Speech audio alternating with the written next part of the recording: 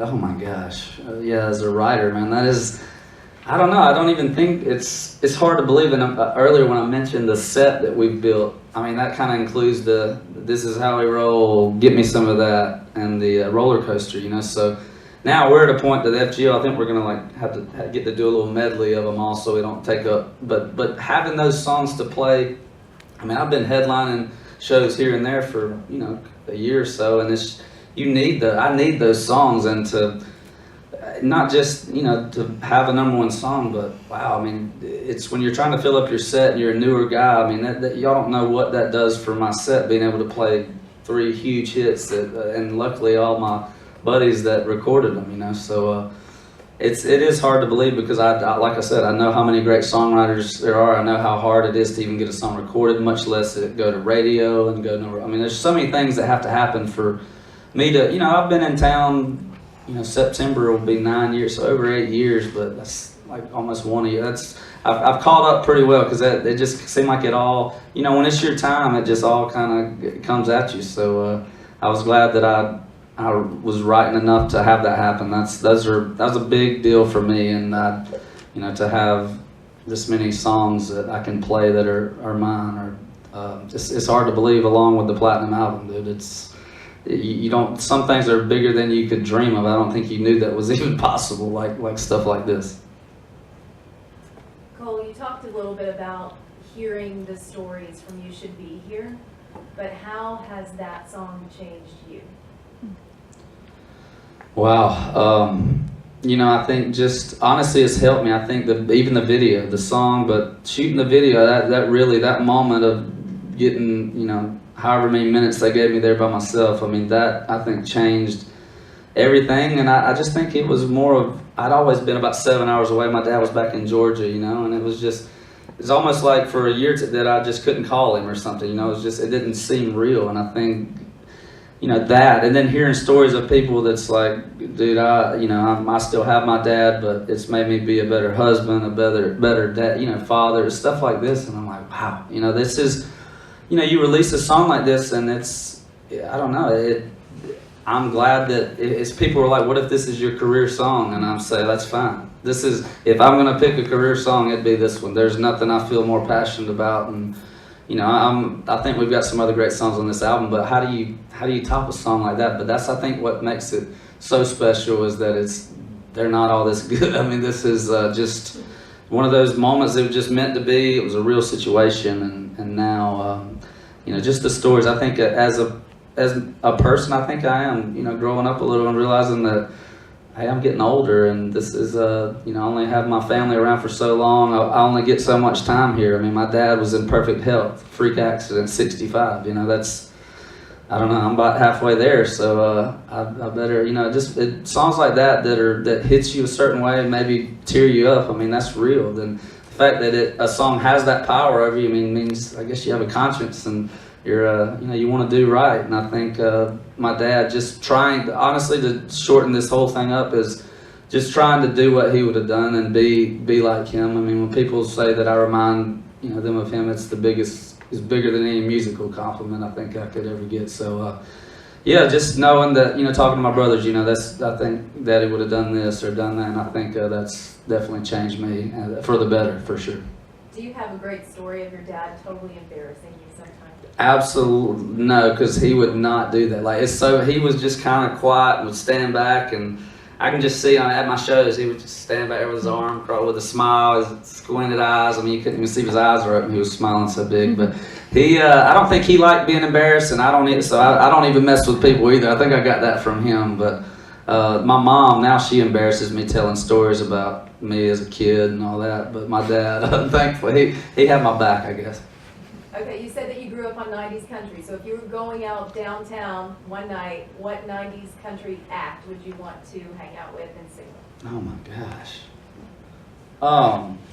90s country act. I mean, I might get up there and do a couple with Shenandoah. I don't know. Maybe a little 2 Dozen Roses. There's plenty of them. I don't know who else. I mean, McGraw's still hitting it hard, but I would like to get up there and do a little 94 version of Don't Take the Girl, or whatever year it was.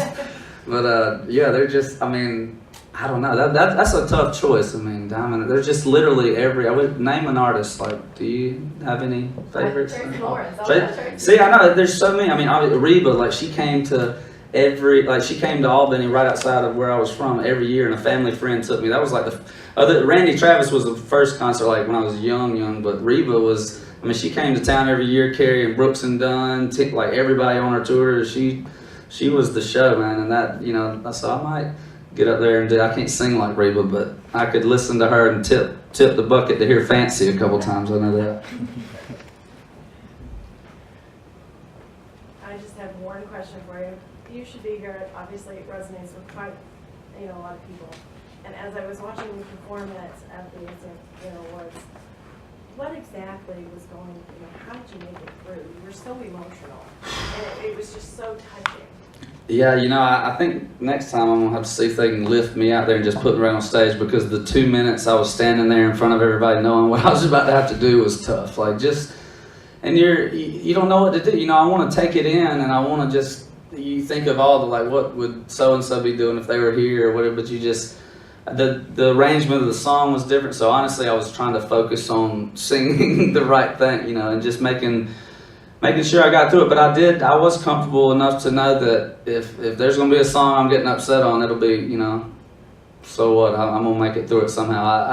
I think me being able to live with the song a little longer than the public has, I think there were those months where I wouldn't have been able to sing it live, but I think after, time, it doesn't ever get better, like, fixed, but it gets better. And to me, I think just knowing how much the song means to other people, that, that's what I think about live, is you got to get through this. This ain't about you. I mean, it's really not, just the reaction of the response I saw from people that, they could tell it was an emotional thing. And it was just right to do acoustic like that. I don't think it would have been as powerful anyway else. So it all worked out, just how it was supposed to. But thank you for bringing that up. It was a special moment for sure.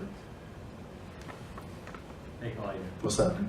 A song like You Should Be Here, I think it would have been great 10 years ago, and it'd be great 10 years from now. Wow. So is it your perception that country radio is trending towards a song that's so, like, transcendent like that?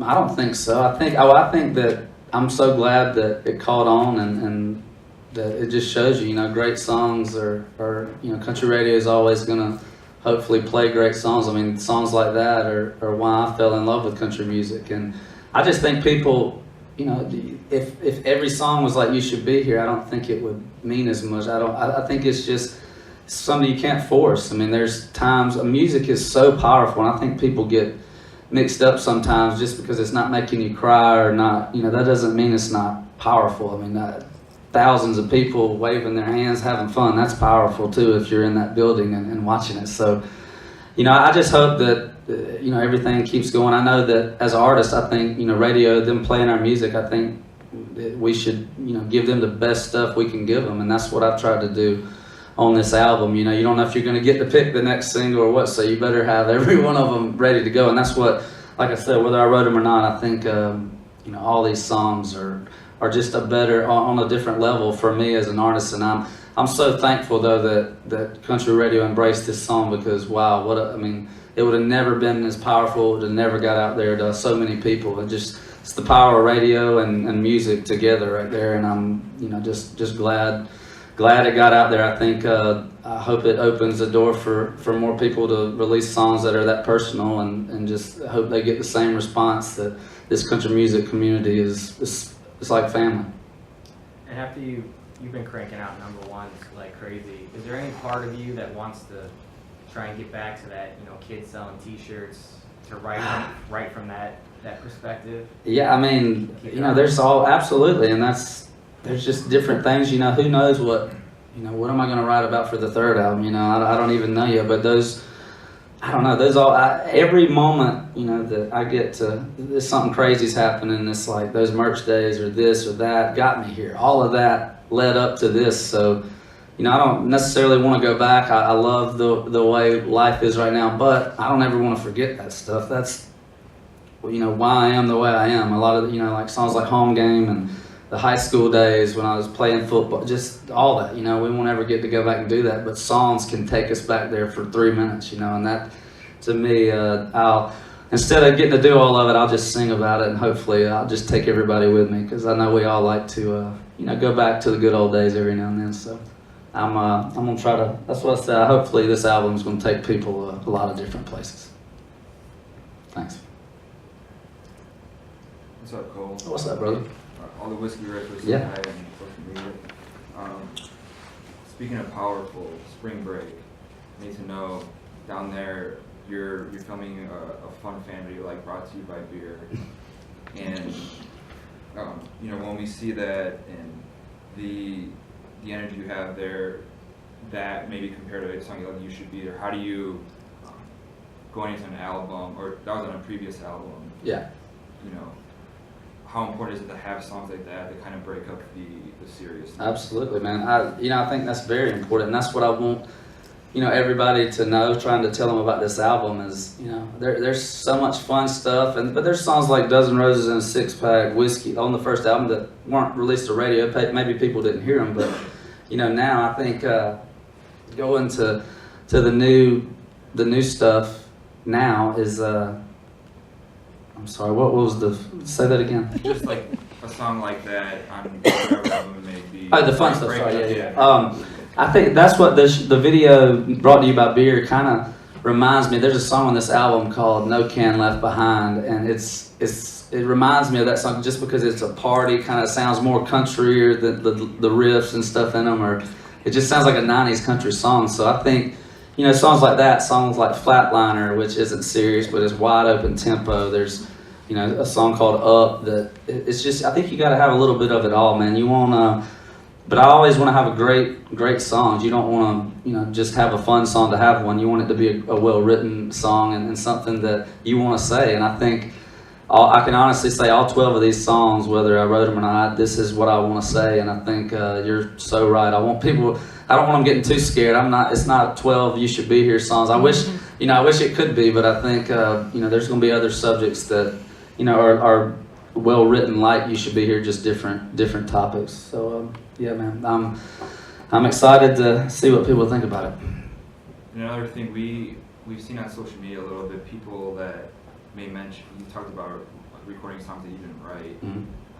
And we'll see people talk about, you know, why is so-and-so singing a song that they didn't write, because it doesn't necessarily, hey, he's married and has kids. Yeah. The song doesn't really fit him. What's your opinion on how? Man, you know, I don't know. I haven't, luckily I'm not in that situation yet, but I don't know. I think you're delivering a message, and I don't think it has to be 100%. You're there to tell the story, to sing it, and, you know, to make other people, you know, love the song or hit people a certain way. I mean, I think if it's a powerful song and there's some detail in there like that, you know, you want to release it. I think it's just all about what the artist is comfortable saying and what they want to say. You know, I don't know the answer to that. I do know that, you know, as for me, I really do. I don't know that I can't stand up there and like sing things if I didn't write it, especially, but if I didn't, then I better, you know, it has to sound like I did, or I wish I would have, and I think that's what we've picked out on this album. So I'm like I said, man, I'm fortunate to have written some and got some that I'm glad I got to record. So.